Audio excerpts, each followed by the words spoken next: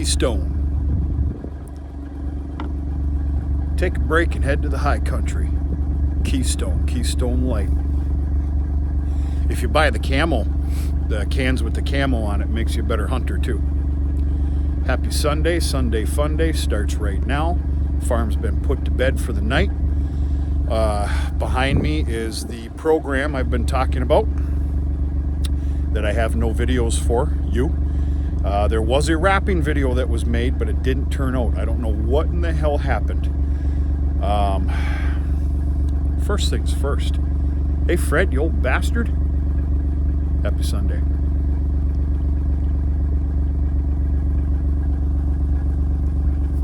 Speaking of a bastard,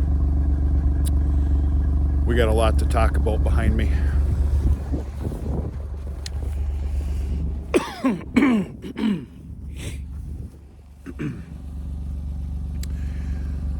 A lot of lessons were learned in life here, which now that it's all over, I'm happy. I wasn't a very happy camper this past week, though, I can tell you that right now. We're across the road from the farm.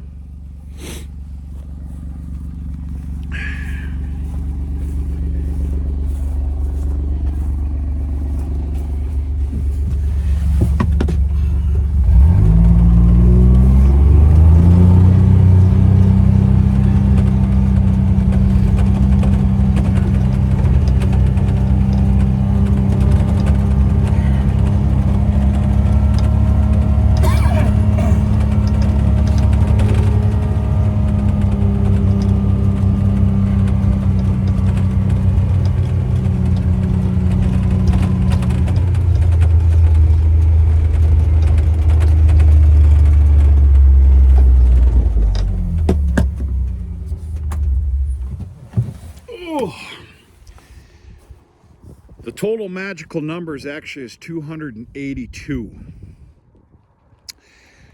There's a collection of bales that weren't fit for the devil and couldn't have, I didn't chance putting them in the wrapper. I've taken those chances before and I've paid dearly for it. Learned my lesson. So 282 bales, which means there's about 8 or 9 bales that got brought in here, but immediately dumped into a feeder wagon that I had set out. Okay, let's start from the very beginning. Week and a half ago, I was contacted in a very honorable fashion. There's a lot of respect behind this, folks. If you want me to talk like a tender heart, which I'm not, pretty proud about this. The whole damn affair. Week and a half, I was contacted. Well, Benny, bigger local dairy, about 5, 6, 7 miles away. His 4th crop, alfalfa, not all of it. He runs a hell of a lot of acres. About 170 acres worth of his 4th crop alfalfa absolutely exploded. Basically, number one, his fertility program is second to none. We received some moisture after his 3rd, some fair good weather, and some mixed in with some 80-degree abnormal days. The alfalfa exploded. It was big enough, thick enough, and croppable enough. Just made that word up. Airplane. That it had to be taken off or there was going to be significant damage next year. Well, even though we went through a bastard of a year up here this year, alfalfa and corn did stellar.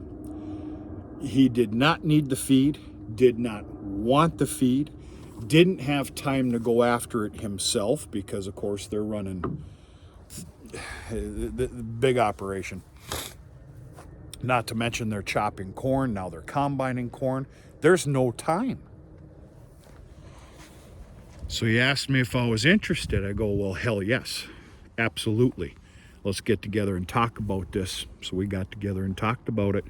We made a nice little deal, a good deal for, I'm going to hope both of him and I. He cut and merged it. I baled it. I was responsible for the transportation because he did not want these lines on his farm. I was responsible for the transportation and, of course, wrapping them. So at the end of the day, what I'm trying to tell you is I own this. I own all this product. This is fourth crop alfalfa.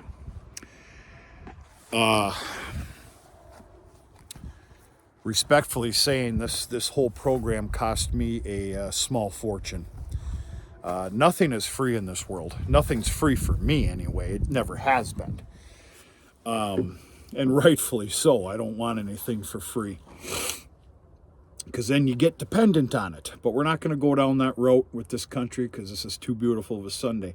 So anyway, it cost me a small fortune in stumpage.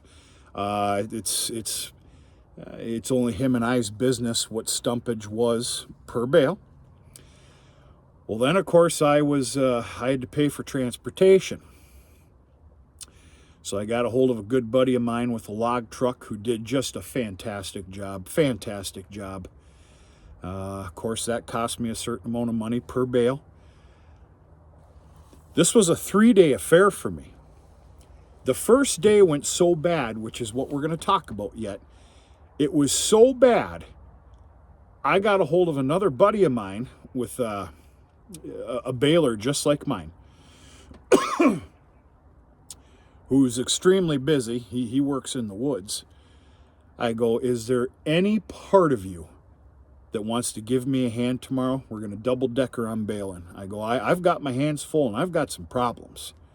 I'll share those with you in a bit. Anyway, of course, he came in at a contract price too. I'm glad I did it. I'd have still almost been working on this shit, I think. Actually, to be honest with you, I would have had to go probably 2 more days. Anyway, it's done. It's here. It cost me a small fortune, but there's a lot of good things here too. Okay, let's talk about the problems. I'm just going to tell you right now that I am highly convinced, period, end of story, that this does not need to be happening at this time of year. Understand, we've had chillier temperatures. We've had frost on the ground, wet in nature, high moisture in the air, 22-degree mornings. There's a frost on the ground till about 11:30, 12 o'clock. You can't start baling till about 12:30. My baler hated this tender fourth crop. It hated it. Not to mention, I do believe I actually have an actual problem with my net wrapping system on my baler. I need to have that looked at in the spring. I think I know where it comes from. It was hell, folks. It was absolutely hell. I ain't being dramatic here. I'm telling you right now. The first hour or two into this whole program, it started on Tuesday of this past week here.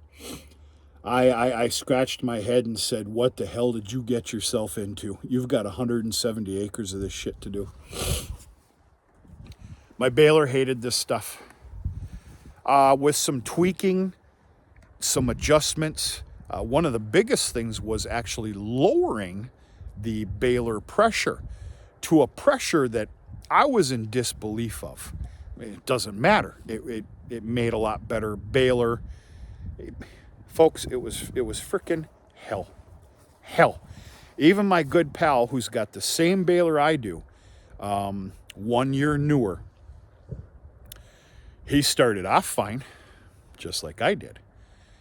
But once his baler got, let's just say, gummy, and they're silage special balers, he started having some problems as well. His problems were not as significant as mine were, but fourth crop tender alfalfa, my baler hates it. I don't know if I'll ever touch that stuff again. Okay, so that's the baler issues. Remember, like I said, this is a 3-day program. The other issue here, which never dawned on me, is wrapping. This film wrap does not like cold temperatures. We would start wrapping you see this? This is an air pocket. Hopefully there's something under this. There is something under this. We would start wrapping every evening by about 5:15, 5:30. I'd quit every day by about, 3:45 because I have to come home and do chores. Get the wrapper ready again. Get the feeder wagon out here for crappy bales. And then wrap. The one evening I was out here till almost 11:30 at night, which I don't give a shit about. But time wasn't a friend. But yeah, lots of wrapping issues that the film wrap wanted to keep breaking. In fact, it was so bad the first evening, I ended up hiring on a good younger man who helped me out 5, 6, 7, 8 times this year. I brought him in to literally babysit the wrapper with the remote. First sign of any problems, hit stop. And then we got on the same page.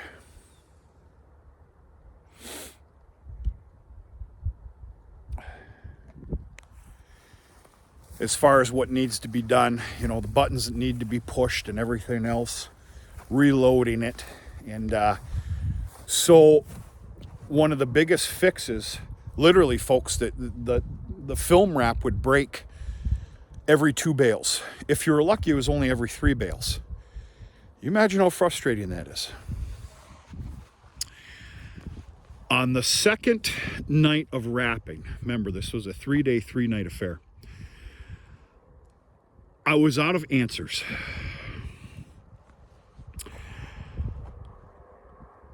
I ended up lowering the amount of wraps that it makes.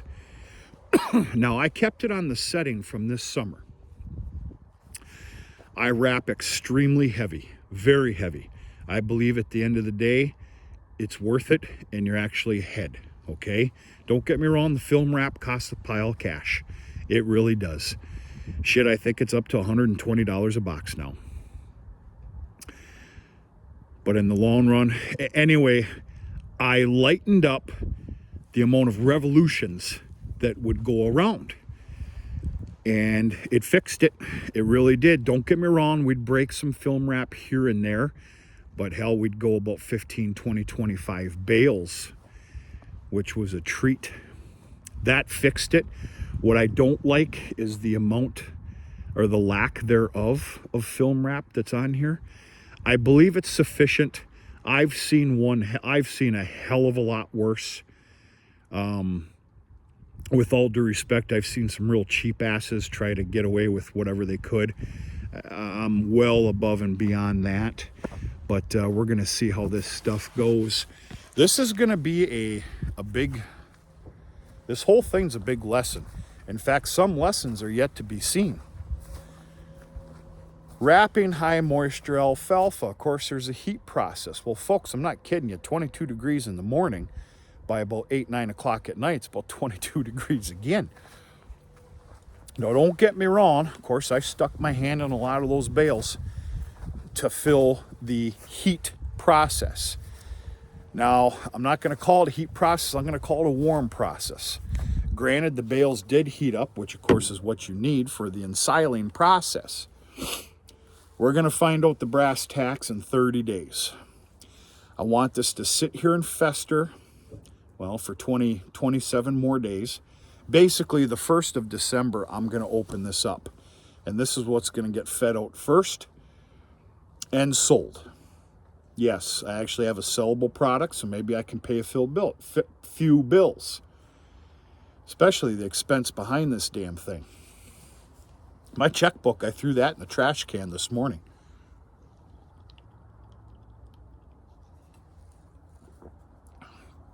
Head for the high country. Keystone Light. It's good beer. It's either this or Milwaukee's Best Light for me now. It's all I can afford too. Okay, so what else here? Okay, this has changed a few things. Number one, if this turns out to be a good product, and it will, folks. I actually have a hell of a valuable sellable product starting in December, which is going to come in real handy. I actually look to sell about 150 of these, maybe 100 to 150. The rest, of course, I'm going to feed out to my own damn animals, which locks me in 100-fold to having my feed source and then some. So we haven't done a lot of talking this year because I haven't handled this YouTube channel very well this year. Life has been a bear. I've got full-on preg checks coming. I got a whole list of stuff coming that we'll talk about on a future video here yet to come. I think I am changing my mind just a little bit on the amount of animals that I'm going to kick out of here. My magical number was 20 to 25. Of course, there's going to be some opens on the preg check. And then it's going to have to be some picking and choosing. I'm going to hold back just a little bit right now. We're going to see how it goes. With what happened here, I'm definitely getting rid of 10, 12 cows. And we'll see. But anyway, at the end of the day, this is a very honorable thing. This is a great site. This was a hair-raising, very frustrating ordeal. But it's done, and there's a lot to be proud of. There's a lot of people to be proud of. I had a lot of help here, folks. And anybody that had any part to play in coming and helping did such a fantastic job. I mean, my subcontracted baler guy, he even came here that night, you know, in his pickup just to see how things are going. It was just a great ordeal. Great ordeal. You know, my one buddy with a log truck, you know, he took this on after his few loads a day in the woods were done. When he's got a wife and 3 small children at home, he'd come running bales till 11 o'clock, you know. So, a lot to be happy and proud of here. But it did come with a price. And I'm not talking all financial. Yeah, quite a few extra gray hairs were gained over this stuff. A lot of problems. Quite a few instances of kind of shaking the head and asking yourself why you spent all this money on what I'm going to call some of the latest and greatest equipment. Well, not everything's fail-proof. All this equipment that we're speaking of is running in the summer. Late spring and in the summer, early fall. Not a 22-degree day in November. That's something I needed to remind myself of. It just took extra time. So anyway, that's it. I'm not going to apologize to you for no videos. I'm not apologizing anymore. It's called life. Yeah, a lot to be happy here about. A lot going on this week, but instead of me jibber-jabbering about it now, this video's long enough. I'm going to make sure and do some videos and get back online, no pun intended, with this YouTube channel and make this fun. The year is changing. A lot of things are changing with it. This farm is changing. All these different, you know, it feels pretty stinking good, to be honest with you. And by the way, I don't think baling's over because I'm not too smart. I'm actually, if anybody's even still watching, we're going on almost 20 minutes.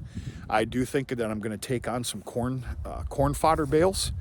Number one, for some bedding. More importantly, to clean my baler.